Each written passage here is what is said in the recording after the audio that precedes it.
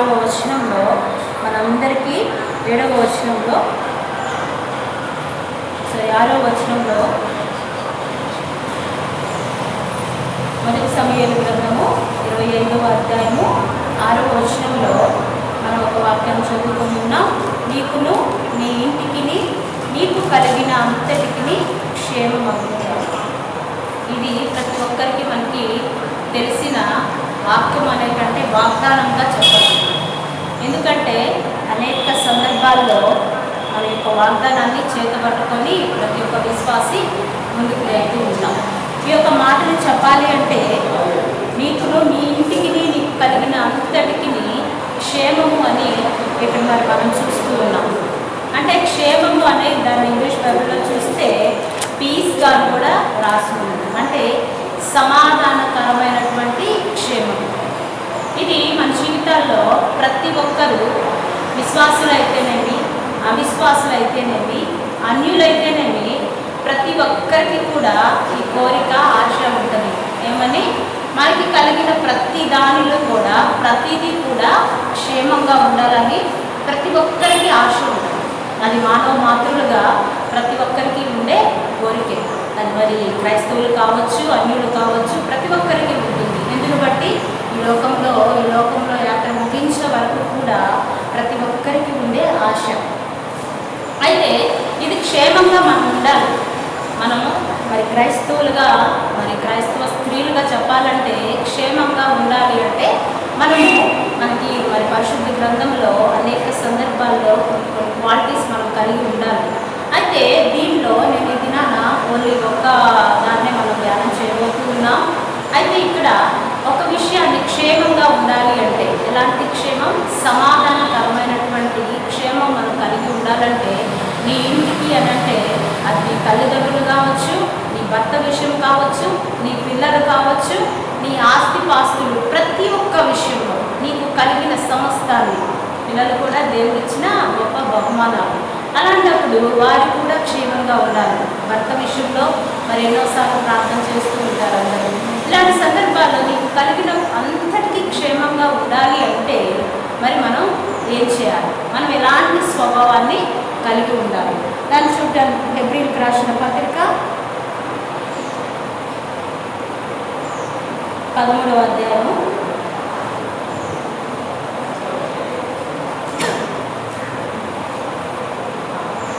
1-2 వచనాలు మరి కలిసి ఉన్నాయి. అక్కడ నేను చదువుతాను. సహోదర ప్రేమ నిలవరంగా ఉండనీయుడి, ఆతిథ్యము చేయ మరొకరు.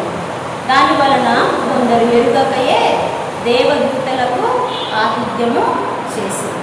ఇక్కడ మనం ఒక మాటను చూస్తే, ఆ మధ్య భాగంలో చూస్తే 13వ అధ్యాయము హెబ్రీయులకు రాసిన పత్రిక 13వ అధ్యాయం 1-2 వచనాల్లో ఆ మిడిల్ పోర్షన్ మనం చూసినట్లయితే ఆతిథ్యము చేయ మరొకరు.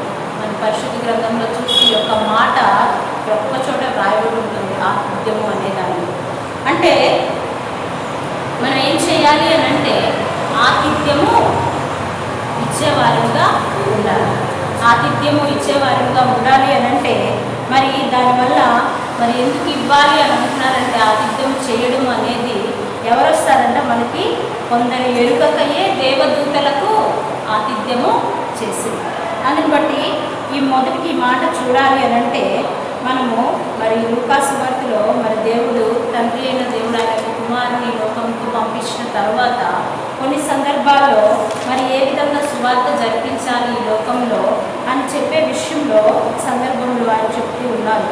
లూకా సువార్త 10వ అధ్యాయంలో లూకా సువార్త 10వ అధ్యాయము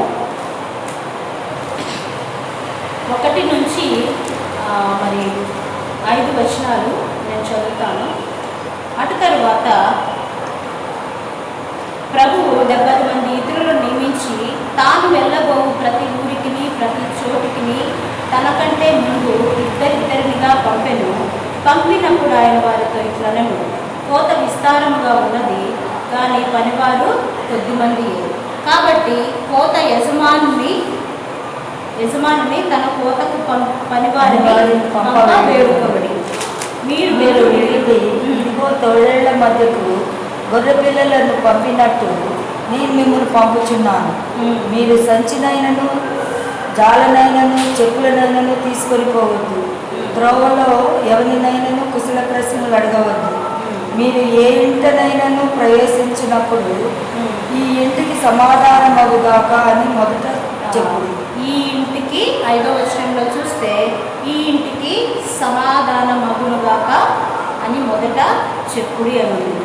ఇక మరి 8వ వచనంలో చూస్తే మరియు మీరు ఏ పట్టణంలోనైనా ప్రవేశించినప్పుడు వారు మిమ్మల్ని చేర్చుకుంటే మీ ముందర పెట్టినవి తినుడి. అంటే ఇక్కడ ఉద్దేశం ఏంటంటే మరి ఆయన సువార్త నిమిత్తమై మరి వాస్తవానికి చెప్పాలంటే దాని అర్థం ఏంటంటే దేవుని బిడ్డలు తక్కువ మంది ఉన్నారు. పాపములో శాపములో అపరాధంలో చిక్కుకున్న వారు అనేక మంది ఉండట నిమిత్తమై మరి అందుకని ఎంతో భారంతో మరి అక్కడ ప్రభు చెప్తూ ఉన్నారు, కోత విస్తారముగా ఉంది, మరి పనివారు కొద్ది మందే అని. మరి అందు నిమిత్తమై మరి మీరు సువార్తను చెప్పండి అని మరి 70 మందిని మరి ఇతరులను పంపిస్తూ ఉన్నప్పుడు అక్కడ ప్రభు వారు మరి ఒక మాటను చెప్తూ ఉన్నారు. ముందుగా వారి ఇంటికి ఎవరింటికైనా మీరు వెళ్ళినప్పుడు మీరు ఏమి ఆశించి వారి వద్దకు వెళ్ళవద్దు, అయితే వెళ్ళిన మొదటిగా సమాధానము అని చెప్పమని చెప్తూ ఉన్నారు.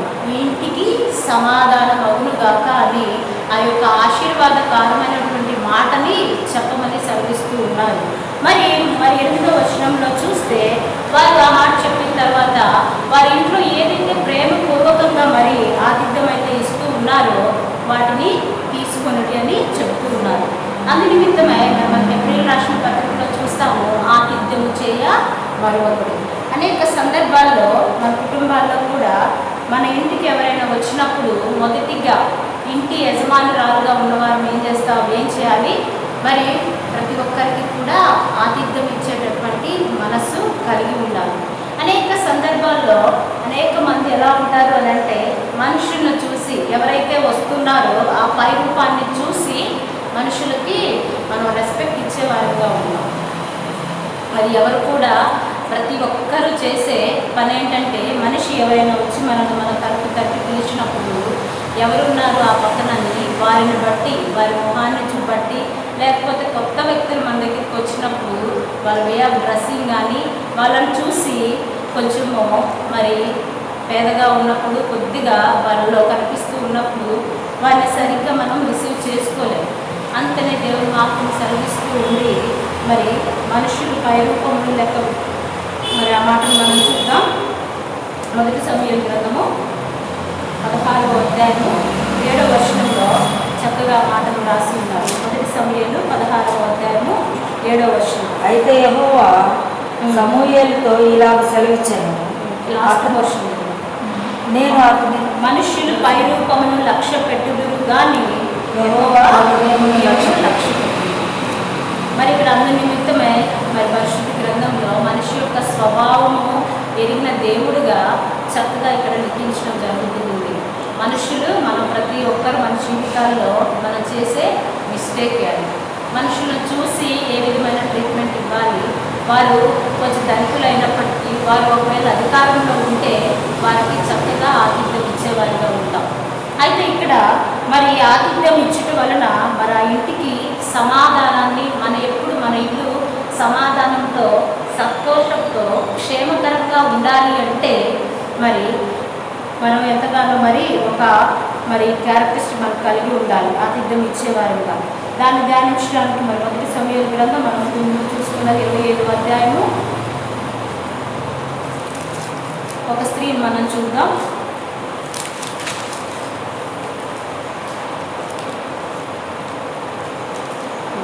మొదటి సమూయేలు గ్రంథము 25వ అధ్యాయము 3వ వచనం 2 నుంచి నేను చదువుతాను.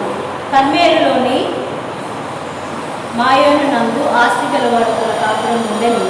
అతడు బహు భాగ్యవంతుడు. అతనికి 3000 గొర్రెలను 1000 మేకలను ఉండెను. అతడు కర్మేలులో తన గొర్రెల బొచ్చు కత్తిరించుటకై పోయి ఉండెను. అతని పేరు నాబాలు, అతని భార్య పేరు అబీగయిలు. ఈ స్త్రీ సుబుద్ధి గలదై రూపసి అయి ఉండెను. అయితే చర్యలను బట్టి చూడగా నాబాలు దుర్మార్గుడనై ఉండెను, అతడు కాలేబు సంతతి వాడు. ఇక్కడ మనం చూస్తే అబీగయీలు మనం దాదాపుగా అందరూ వింటుంటారు. అయితే అబీగయీలు యొక్క బుద్ధిని ఎలా ఉంది అని చెప్పి 3వ వచనంలో చూస్తే, ఈ స్త్రీ సుబుద్ధి గలదై రూపసియై ఉండేది. మరి ఎంతో మంచి బుద్ధి కలిగిన దానిగా, మరి చక్కనిగా మరి చూస్తూ ఉన్నాం. అయితే తన భర్త విషయానికి వచ్చేసరికి నాబాలు విషయము, తను ఎంతో భాగ్యవంతుడు. తనకి చక్కగా 3000 గొర్రెలు ఉన్నాయి, 1000 మేకలు ఉన్నాయి.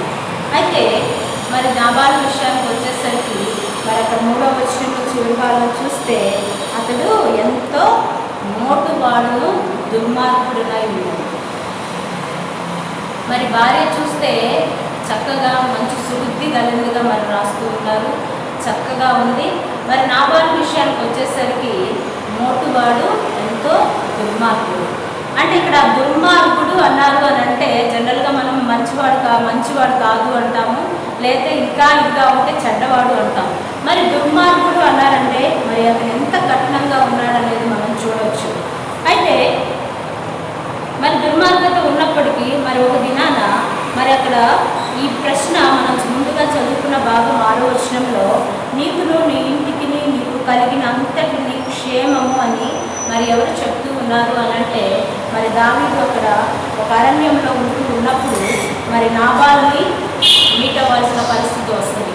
ఎందుకు బట్టి మరి నాబాలు మరి ఎంతగానో మరి అక్కడ మరి గొర్రెలు గొచ్చు కత్తిరించుటకే మరి అక్కడ ఉన్నారు, మరి భాగ్యవంతుడిగా ఉన్నాడు. మరి అందు నిమిత్తమే మరి అక్కడికి వెళ్ళినప్పుడు మరి దావీదు ఒక దినాన మరి ఏం చేస్తారంటే, అక్కడ మనము 4వ వచనంలో, నాబాలు గొర్రెల బొచ్చు కత్తెర వేయించుచున్నాడని అరణ్యమందున్న దావీదు విని తన పని వారిలో 10 మందిని పిలిచి వారితో ఇట్లనెను, మీరు కర్మేలులకు నాబాలు వద్దకు పోయి నా పేరు చెప్పి కుశల ప్రశ్నలు అడిగింది. మరి అక్కడ మరి అరణ్యంలో ఉన్నప్పుడు మరి నాబాలు ఇంటికి వెళ్ళి మరి అక్కడ ఆ దినాల్లో మరి గొర్రెల బొచ్చు కత్తిరిస్తున్నారు అని అంటే అర్థమైందంటే ఫంక్షన్ లాగా మరి చాలా గ్రాండ్గా చేస్తారు అది విన్నాను కూడా. మరి ఆ సమయంలో మరి అక్కడ వాళ్ళు మరి ఫంక్షన్లా చేస్తున్నప్పుడు మరి దావీదు దగ్గర ఉన్న పనివారిని పంపించి కొంచెం తినడానికి ఆహారం ఇవ్వమని అడుగుతూ ఉన్నారు. దాన్ని మనం ఇక్కడ చూస్తే 8వ వచనంలో, నీ పని వారిని నీవు అడిగిన ఎడలా వారు అలాగ చెప్పుదురు, కాబట్టి నా పని వారికి దయచూపుము, శుభదినమున మేము వచ్చింది కదా, నీకు ఇష్టం వచ్చినట్లు నీ దాసులకు నీ కుమారుడైన దావీదునకును ఇవ్వు. మరి వారు అక్కడ మరి ఆతిథ్యం ఇయ్యమని అడుగుతూ ఉన్న పరిస్థితి ఉంది. మరి అయితే అక్కడ ఇస్తూ ఉన్నప్పుడు మనం లూకా సువార్తలో చూసాం మనం ఒక విషయాన్ని. ముందుగా వెళ్ళినప్పుడు మరి ఆయన యొక్క బిడ్డల ద్వారా దేవుడు మరి ప్రభువైన యేసుక్రీస్తు వారు చదివిస్తూ ఉన్నారు. ముందుగా చెప్పబడిన మాట ఏంటి, ఈ ఇంటికి సమాధానం అగునుగాక అని ముందుగా చెప్పమంటూ ఉన్నారు. మరి దావీదు నాబాలు ఇంటికి మరి పంపించినప్పుడు ఆయన పనివారిని పంపించి ముందుగా ఏం చెప్తారు, నీ ఇంటికి నీ కలిగినంతటినీ క్షేమం అగునుగాక అని మరి చక్కగా మరి సెలవిస్తూ ఉన్నారు. చెప్పిన తర్వాత ఆ వర్తమానం చెప్పిన తర్వాత వర్తమానం ఏమనంటే వారి పనివారికి ఆహారం ఇవ్వమని అడుగుతూ ఉన్నారు. అయితే మరి అడిగినప్పుడు నాబాలు బుద్ధి మనం ముందుగానే చూస్తూ ఉన్నాం, ఎంతో మోటువాడు దుర్మార్గుడుగా ఉన్నారు.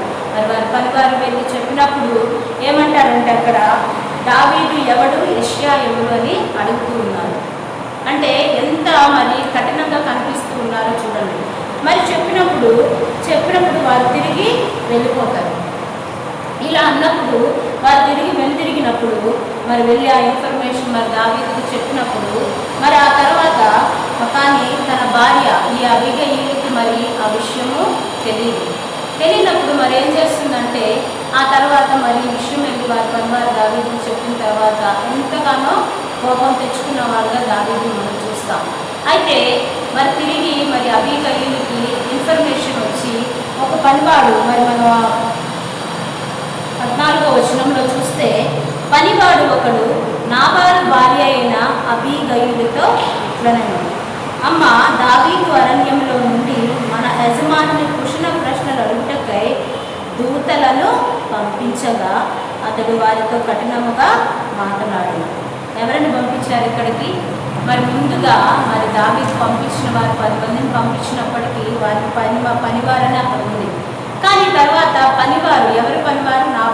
నాబాలు దగ్గర పనిచేసే వ్యక్తి మరి అబీగయీలు దగ్గరికి వచ్చి, మరి మన ఇంటికి ఇలా మరి వారు ఆహారం కొరకు వస్తే నా యజమానుడు మరి ఎంతో కఠినంగా వెనుకకు పంపించాడు, దూతలను మన ఇంటికి పంపించారు అని చెప్పి అబీగయీలుగా చెప్తూ ఉన్నారు.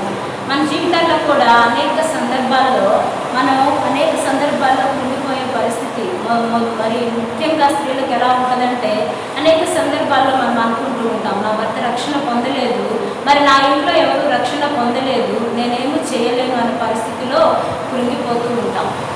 అయితే నువ్వు ఒక్కదానివే దేవుని బిడ్డగా ఉన్నప్పటికీ, విశ్వాసగా ఉన్నప్పటికీ కూడా మరి దేవుడు అనేక సందర్భాల్లో మరి దేవుడికి నమ్మకంగా జీవించినట్లయితే మరి ఏ విధమైన ఎటువైపు నుంచి సహాయం వస్తుందో మనం ఊహించలేం. ఇక్కడ మరి అబీగయీలు మరి ఎవరొచ్చి చెప్పారు? పనివారు ఒకరు వచ్చి తనకి మరి ఇన్ఫర్మేషన్ జరిగిందంతను కూడా వివరించడం మనం చూస్తూ ఉన్నాము. అందుకని మన జీవితాల్లో కూడా మరి అనేక సందర్భాల్లో చాలామంది చెప్పే విషయం ఏంటంటే, భర్తకు మారు మనసు లేదు, రక్షణ లేదు, నేను దేవునికి అతి సాన్నిహిత్యంగా, సంఘానికి, సహవాసానికి నేను సాన్నిహిత్యంగా జీవించాలి అంటే నాకు అతను సపోర్ట్ చేయట్లేదు అని అనేక సందర్భాల్లో కృంగిపోయే వారిని నేను అనేక మందిని చూస్తూ వస్తున్నాను. ఎందుకు ఈ విషయం చెప్తున్నాను అంటే, దేవునికి మనం అతి సాన్నిహిత్యంగా జీవించినప్పుడు, మరి ముఖ్యంగా నమ్మకంగా జీవించినప్పుడు నీ కుటుంబానికి అంతటికీ నువ్వు క్షేమాన్ని తీసుకొని రాగలవు. ఎలాగా? దేవుని యందు నమ్మిక ఉంచాలి.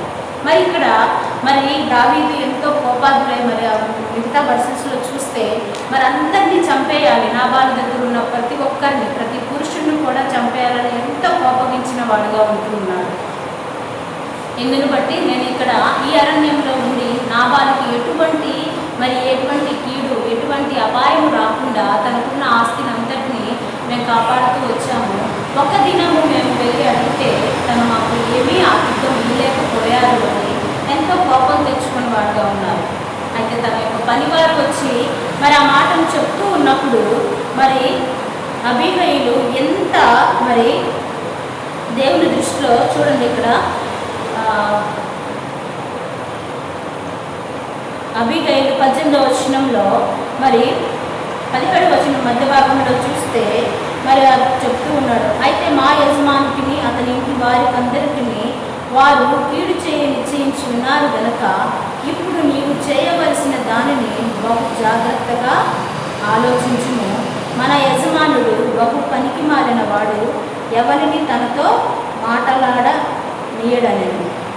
మరి పనివాడు కూడా చక్కగా మరి చెప్తూ ఉన్నాడు, జాగ్రత్తగా ఆలోచించి డెసిషన్ తీసుకోమని. మరి పరిస్థితి తనకి ఎంతగానో మరి ఆటంకంగానే ఉంది. మరి తను ఎంతగానో మోటివాడుగా ఉన్నాడు, తను ఎంతగానో తన భార్య మాట వినే పరిస్థితుల్లో లేనప్పుడు మరి తన పనివారు చెప్తూ ఉన్నారు, జాగ్రత్తగా ఆలోచించి మరి డెసిషన్ తీసుకోమని చెప్తూ ఉన్నారు. అయితే తను ఆ మాటను విని మరి ఆలోచించి చూడండి 18వ వచనంలో, అందుకు అబీగయీలు నాబాలుతో ఏమీ చెప్పక త్వరపడి 200 రొట్టెలను, 2 ద్రాక్షారసపు తిత్తులను, వండిన 5 గొర్రెల మాంసమును, 5 మానికల వేచిన ధాన్యమును, 100 ద్రాక్ష గెలలను, 200 అంజూరపు అడలను గార్ద బొమ్మల మీద వేయించి, మీరు నాకంటే ముందుగా పోడి నేను మీ వెనుకకు వచ్చేదనని తన పనివారికి ఆజ్ఞయించి. మరి తన పనివారు చెప్పిన వెంటనే అబీగయీలు ఎక్కడ కూడా నిర్లక్ష్యం చేయలేదు. మరి జనరల్గా మన జీవితాల్లో ఆలోచన చేసినట్లయితే ఇలాంటి పరిస్థితి మన కుటుంబాల్లో ఏదైనా జరిగినప్పుడు మనం ఏం చేస్తాం? మొదటిగా వెళ్ళి ముందు భర్త మీద మరి నాబాలు మీద మరి అబీగయీలు మరి కోపపడవచ్చు. కానీ ఇక్కడ చూస్తే ఏ విధమైన అట్లాంటి పని తను ఏదీ చేయలేదు. మనం అనేక సందర్భాల్లో ఏదైనా పరిస్థితి మరి ఇలాంటి పరిస్థితి మనకు వచ్చినప్పుడు ముందుగా వెళ్ళి దానికి కారణమైన వారి మీద అరిచేసి గొడవ చేసేస్తాం. దానివల్ల ఇంటికి సమాధానం వస్తుందా? సమాధానం రాదు. సమాధానం రాకపోగా ఇంటిలో ఎంతో కలవరాన్ని తెచ్చిపెట్టుకునే వారిగా ఉన్నాం. అయితే ఇక్కడ అబీగయీలు చూస్తే మరి వెళ్ళి తన భర్త మీద ఎటువంటి గొడవ పెట్టుకోకుండా ముందుగా బహు జాగ్రత్తగా ఆలోచించి ముందుగా తను చేయాల్సిన పని ఏంటి ఎంతగానో చెప్పాలంటే చాలా సమయస్ఫూర్తిగా ఆలోచించి తన ఇంటికి వచ్చే కీడును మరి తను దూరపరిచిన దానిగా ఉంటుంది. ఒకవేళ తను మరి బహుశా లేట్ చేసినట్లయితే దావీదు వచ్చి మరి నాబాలుని మరి అక్కడ పరిస్థితి ఆ ప్రాంతంలో ఉన్న ప్రతి ఒక్క పురుషుని కూడా చంపేవారని నిర్ణయించుకున్నారు. అయితే మరి అబీగయిలు ఏం చేస్తుంది, త్వరితగతిన మరి తన ఆదిత్యాన్ని ఎంతగానో మరి వారు ఒక పూట భోజనం పెట్టమన్నప్పుడు మరి ఇక్కడ చూస్తే అబీగయిలు ఎంత చక్కగానో వారు అడిగిన దానికంటే కూడాను ఎంతగానో మరి ఎక్కువగా ఆతిథ్యాన్ని సిద్ధం చేసి తనే సిద్ధం చేసి మరి అన్ని తీసుకొని వెళ్ళడం జరుగుతుంది. మరి ఇక్కడ 19వ వచనంలో ఇంకా మరి వారి పనివారికి చెప్తూ ఉంది, మీరు నాకంటే ముందుగా పోండి. మరి ఎక్కడ కూడా మరి మన జనరల్గా మనము అంత మరి ఎంత సమయస్ఫూర్తిగా తన ఆలోచన చేయడం మనం చూస్తూ ఉన్నాం. మరి ముందుగా వెళ్ళమని చెప్తూ ఉంది. ముందుగా వెళ్ళమని చెప్తూ ఉన్నప్పుడు దాని ఉద్దేశం ఏంటంటే మరి 21వ వచనంలో 20వ వచనంలో చూస్తే గార్ధబం మీద ఎక్కి పర్వతపు లోయలోనికి వచ్చుతుండగా దావీదును అతని జనులను ఆమెకు ఎదురుపడి ఆమె వారిని కలుసుకొనను. మరి తను త్వరగా వెళ్ళడం వలన మరి దావీదుకి తనే ముందుగా వెళ్ళి కలుసుకొనడం జరుగుతుంది. అనేక సందర్భాల్లో కూడా మన జీవితాల్లో సమయం మించిపోయింది, దాటిపోయింది అని అనేక సందర్భాల్లో బాధపడుతూ ఉంటాం. ఎందును బట్టి మనం తీసుకునే డెసిషన్ ప్రాపర్గా లేకపోవడం వలన, టైం మేనర్లో తీసుకోకపోవడం వలన, కరెక్ట్ టైంతో తీసుకోలేదని అనేక సందర్భాల్లో బాధపడుతూ ఉంటాం. మనం జనరల్గా మాటలు కూడా వింటూ ఉంటాం. ఎవరైనా అనారోగ్య సమస్య వారు హాస్పిటల్కి వెళ్ళినప్పుడు మరి వారు మాకు విడిచిపెట్టి వెళ్ళిపోయినప్పుడు మన డాక్టర్ కొన్ని సందర్భాల్లో చెప్తూ ఉంటారు, కొంచెం ముందుగా వచ్చినట్లయితే మరి ఈ ప్రమాదం నుంచి తప్పించుకునేవారేమో. అలాంటి సందర్భాల్లో మనం అనేక సందర్భాలు వింటూ ఉంటాం. దాని గురించి ఎంతగానో చింతపడే వారిగా ఉంటాం. అయితే ఇక్కడ చూస్తే అబీగయీలు మరి ఇంటి యజమానురాలిగా ఎంతగానో మరి ముందు చూపుతో మరి వెళ్ళి మరి తన సమయాన్ని పోగొట్టుకొని మరి వెళ్ళి నాబాలు మీద గొడవ పెట్టుకున్నట్లయితే మరి త్వరితగతిన తన దావీదుని రీచ్ అయ్యేది కాదేమో. అయితే దాన్ని ముందుగా విడిచిపెట్టి తన ముందుగా మరి తన యొక్క భర్త నిమిత్తమై తను చేసిన తప్పు నిమిత్తమై దావీదు యుద్ధకు వెళ్ళి ఎంతగానో ప్రాధేయపడి తన క్షమాపణ అడుగుతూ ఉంది. మరి తను ఇచ్చిన ఆతిథ్యాన్ని కూడా తీసుకోమని ఎంతగానో బ్రతిమాలుతూ ఉంది. ఎంతగానో తగ్గింపు స్వభావంతో మరి తను బ్రతిమలాడుతూ ఉంది. మరి అక్కడ మరి తీసుకొని వెళ్ళినప్పుడు ఇక్కడ 23వ వచనంలో చూస్తే అబీగయీలు దావీదును కనుకొని గార్ధబం మీద నుండి త్వరగా దిగి దావీదునకు సాష్టాంగ నమస్కారం చేసి అతని పాదములు పట్టుకొని ఇట్లనెను,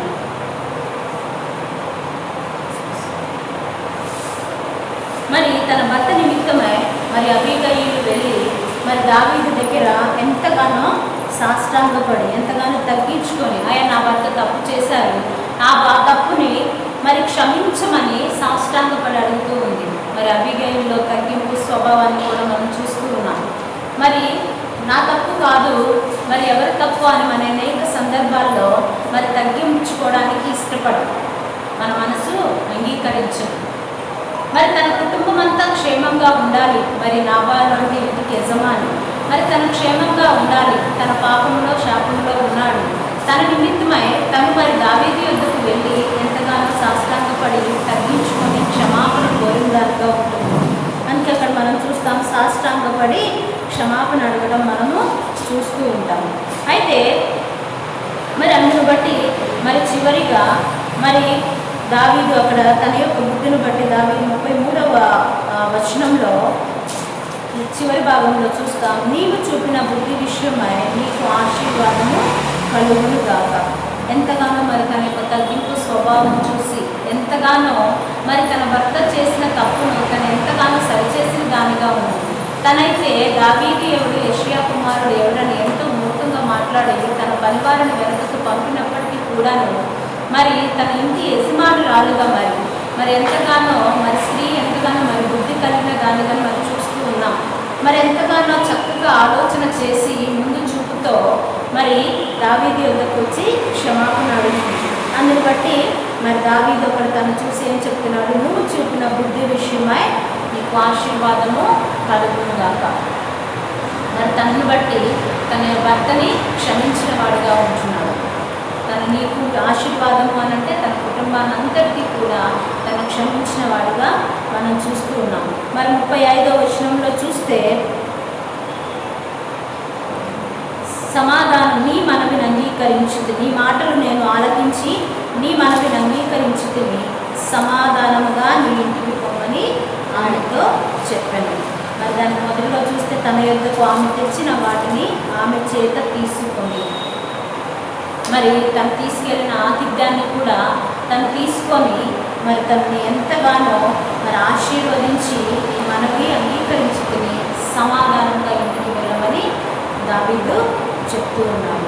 మనం ఇక్కడ చూస్తే మరి అందుని బట్టి మరి తిరిగి తన భర్త వద్దకు వెళ్ళి అప్పుడు పరిస్థితిని అంతను చక్కబెట్టి వెళ్ళి నాబాలుకి మరి తనకి జరిగిన విషయాన్ని చెప్పి ఉండడం వల్ల తను కూడా పశ్చాత్తాప పడటం మనం చూస్తూ ఉన్నాం. మన జీవితాల్లో విజ్ఞానం మనం పరీక్షించుకున్నాం. మనం ఏదైనా ఒక సందర్భం జరిగినప్పుడు ఇంట్లో ఏదైనా ఒకవేళ మీ ఇంటి యజమానుడు మరి మారు మనసు రక్షణ లేకుండా ఉండి పాపంలో ఉన్నప్పుడు, మరి దేవుని మాటకి విరోధంగా ఉన్నప్పుడు, మరి నీవు రక్షణ పొందిన దానివిగా, రక్షణ పొందిన స్త్రీగా మరి ఏ విధంగా మనము బిహేవ్ చేస్తూ ఉన్నాం ఇంట్లో. ఎందును బట్టి మరి నీ ఒక్కదానివి చాలామంది ప్రతికూల పరిస్థితులు అనేక విధాలుగా ఉంటూ ఉన్నాయి, ఆ మాట ఎవరు వినరు అని అనేక సందర్భాల్లో చెప్తూ ఉంటాను. అయితే దేవుని నువ్వు ఆనుకొని ఉన్నప్పుడు, దేవుని మీద నమ్మకం ఉంచినప్పుడు, దేవునికి ఆయన యొక్క పోలిక చొప్పున మనం నడిచినప్పుడు అనేక ఆశీర్వాదాలు మనం పొందుకోగలగాలి. దేనికి ప్రతి ఒక్కటి నీకు కలిగిన అంతటికి సమాధానకరమైనటువంటి క్షేమాన్ని మనం చూడగలం. మనలో మరి అబీగయలు వలె మరి మనలో తగ్గింపు స్వభావం ఉండాలి. ఎంతగానో మరి జ్ఞానము కలిగి మనము జీవించాలి.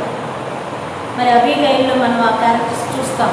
మరి తను ఎంతగానో మరి తెలివైనది, మరి బుద్ధి కలిగినది అని మరి దేవుడే చెప్పాడు. మరి వాక్యంలో చూస్తూ ఉన్నాము, బుద్ధి కలిగి ఉంది, మరి ఇంటికి ఎంతగానో ఆశీర్వాదాన్ని తీసుకొని వచ్చింది. మరి అటువంటి పరిస్థితుల్లో మరి నీ జీవితంలో, నా జీవితంలో మరి ఇంకను ఎక్కడైనా తొందరపాటు నిర్ణయంతో తొందరపడి అనేక సందర్భాల్లో మన ఇంటికి మనమే క్షేమాన్ని దూరం చేసేవారిగా ఉంటాం. తొందరపడి గొడవలు మరి ఎలా అంటే మరి నాబాలు విషయంలో మనం చూస్తూ ఉన్నాం. మరి అబీగయీలు మరి పనివారు చెప్పినప్పుడు మొదటిగా అయితే మనం వెళ్ళేసి ఫస్ట్ గొడవ పెట్టుకొని ఇంటి యజమాని మీద గొడవ పెట్టుకొని ఆ తర్వాత బహుశా ఆతిథ్యాన్ని తీసుకొని వెళ్ళేవారిగా ఉంటాం. కానీ ఇక్కడ చూస్తే అబీగయలు ముందు చేయాల్సిన పనిని ముందుగా తన ఆతిథ్యాన్ని సిద్ధం చేసి దావీదు యొద్దకు తీసుకొని వెళ్ళి దావీదు దాన్ని స్వీకరించే వరకు ఎంతగానో తనకి తగ్గింపుతో మరి ఎంతగానో పశ్చాత్తాపంతో తన భర్త నిమిత్తమై మరి ఎంతగానో తనకి ఎక్స్ప్లెయిన్ చేసి తన యొక్క ఆతిథ్యాన్ని స్వీకరించే విధంగా తను చూస్తూ ఉన్నాం. మరి స్వీకరించడమే కాదు, మరి సమాధానంగా నీ ఇంటికి పొమ్మని మరి సెలవిస్తూ ఉన్నారు. ఈ దినాన మరి నువ్వు నేను ఎక్కడైనా తప్పిపోతూ ఉంటే, మరి ఎక్కడైనా ఇంకా నువ్వు విశ్వాసులను అనుకుంటూ వెనుదిరిగిపోతూ ఉంటే ఈ దినాన నిశ్చయిపోతాను. నాకు అలాంటి మనసును దయచేయి. నేను ఎక్కడైనా ఇంతవరకు తొందరపడి కుటుంబానికి ఆశీర్వాదం రాకుండా నేను అడ్డుగోడగా ఉన్నట్లయితే నా మనసుని మార్చు, నా జీవితాన్ని మార్చు అని ఈ దినాన దేవుడు అడుగుతాను. మరి తన యొక్క మరి నాబాలు పశ్చాత్తాపంతో చనిపోయినప్పటికీ కూడా మరి దేవుడు ఎక్కడ చేయి విడిచిపెట్టకుండా మరి ఎంతగానో భాగ్యవంతుల భార్యగా ఉన్నది మహారాజు భార్య కూడా మనం చూస్తూ ఉన్నాం. అయితే మరి ఆతిథ్యం ఇవ్వకుండా మరి ఆతిథ్యం ఇచ్చి మరి అటువంటి గొప్ప ఆశీర్వాదాన్ని అబీగయీలు పొందుతున్నాం. మరి ఆతిథ్యము ఇవ్వకుండా మరి ఎంతగానో నష్టాన్ని చూసిన వ్యక్తులు కూడా మనకు ఉన్నారు. వాళ్ళు కూడా అంటే మన బైబిల్లో ఒక్కొక్క స్త్రీని పెట్టారు అని అంటే వారి నుంచి కొంతమంది నుంచి మనం మంచి గుణాలు నేర్చుకోవడానికి, కొంతమంది నుంచి ఆ చెడుతనాన్ని విసర్జించడం కొరకే మనకి పరిశుద్ధ గ్రంథంలో మరి లిఖించడం జరిగింది. మరి ఆతిథ్యం ఇవ్వకుండా కూడా మన నష్టాన్ని చూసిన వ్యక్తిని కూడా మనం చూద్దాం. ఆదికాండము మరి 19వ అధ్యాయంలో మనం చూడొచ్చు. మనకు అందరికీ మనకి తెలిసినదే.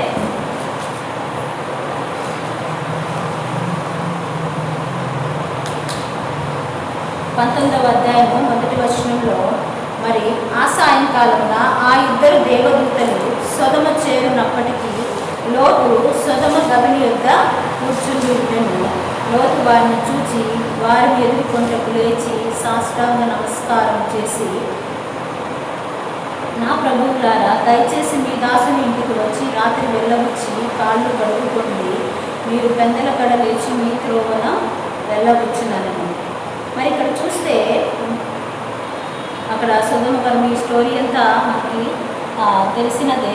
సొదొమ గొమొర్రా పట్టణం ఎంతగానో మరి పాపంతో శాపంతో నిండుకున్నప్పుడు మరి అబ్రహాము లోతు నిమిత్తమై ఎంతగానో మరి ప్రాధేయపడి మరి సొదొమ గొమొర్రా పట్టణాన్ని నాశనం చేయాలని తలంచినప్పుడు మరి అబ్రహాము ఎంతగానో ప్రాధేయపడుతూ వస్తాడు.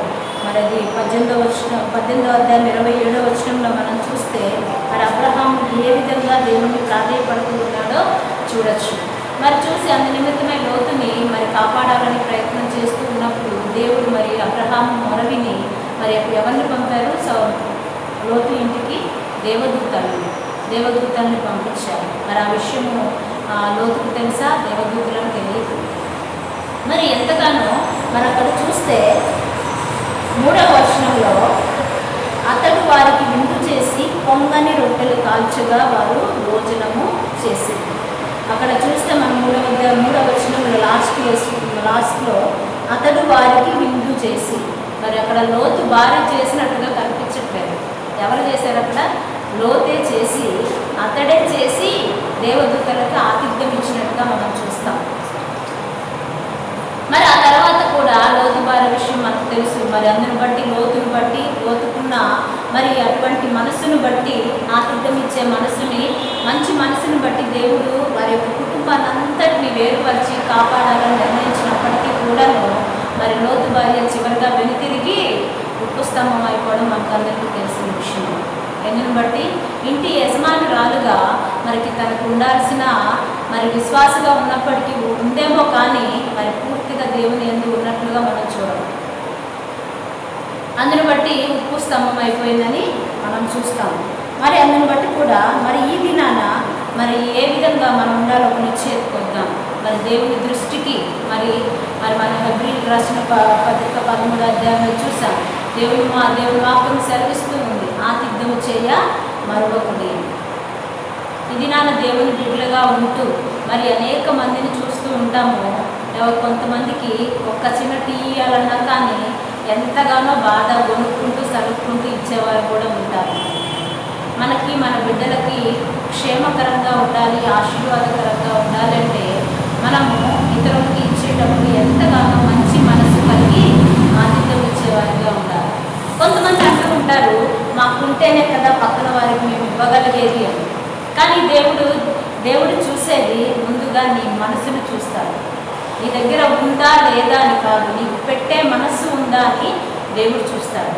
అందుకనే వాక్యం సెలవిస్తూ ఉంది. 1వ సమూయేలు గ్రంథం మనం చూసాం 16వ అధ్యాయంలో మరి మనుషులు పైరూపమును లక్ష్య పెట్టును కానీ యెహోవా హృదయమును లక్ష్య పెట్టును. దేవుడు మొదటిగా చూసేది అసలు నీకు ఇచ్చే మనస్సు ఉందా. అనేక సందర్భాల్లో మనము సెల్ఫ్ సాటిస్ఫాక్షన్ అవుతూ ఉంటాం, సాటిస్ఫై అయిపోతూ ఉంటాం. ఏమని? మన దగ్గర లేదు కాబట్టి, ఇవ్వలేదు కాబట్టి దేవుడు మనల్ని క్షమించేస్తాడు. ఆయన పోలిక చొప్పున ఆయన రీతిలో మనం జీవించాలి అని అంటే మనం కొన్ని ఇలాంటివి మొదటిగా మరి ఆతిథ్యము ఇచ్చేవారిగా మనం ఉండాలి. ఎందుకు బట్టి అంటే ఇంటి యజమానురాలుగా మొదటిగా మనం ఆ విధంగా ఉన్నట్లయితే మన కుటుంబం అంతను కూడా ఎంతగానో క్షేమకరంగా ఉంటుంది. అలాంటి అనుభవాలు మేము మరి మా తల్లిదండ్రుల నుంచి కూడా అనేక సందర్భాల్లో చూసాం. ఇది నా క్షేమకరంగా ఆశీర్వాదకరంగా ఉన్నాము అని అంటే మరి అటువంటి అనుభవంలో వారు మమ్మల్ని పెంచబడ్డాయి. వారిని చూసినప్పుడు మరి ఈ దినాన మేము కూడా అలా ఉండాలి అని అంటే ఎవరికి పెట్టకుండా వాళ్ళని పరిస్థితి. అందుకనే తల్లిగా మనం ఏ విధంగా ఉంటామో మన పిల్లలు కూడా ముందున్న తరాల వారికి అదే విధంగా ఉంటారు. ఈరోజు నువ్వు ఒకవేళ ఎవరైనా వచ్చినప్పుడు ఎంతగానో మరి కాదు అని సనుక్కుంటూ కొనుక్కుంటూ మనం పంపించేస్తే తర్వాత మన పిల్లలు కూడా అదే చేయడానికి 100% అవకాశం ఉంటుంది. ఒకవేళ నీ దగ్గర లేనప్పటికీ కూడాను ఎంతగానో మరి దేవుడి యందు నమ్మిక ఉంచి నేను ఇతరులకి సహాయం చేస్తే దేవుడు నాకు సహాయం చేస్తాడు అని ఆ నిశ్చయతను ముందుకు వెళ్ళినట్లయితే దేవుడు నిన్ను నీ కుటుంబాన్ని నీకు కలిగిన అంతటికీ కూడా క్షేమాన్ని కలగజేస్తాడు.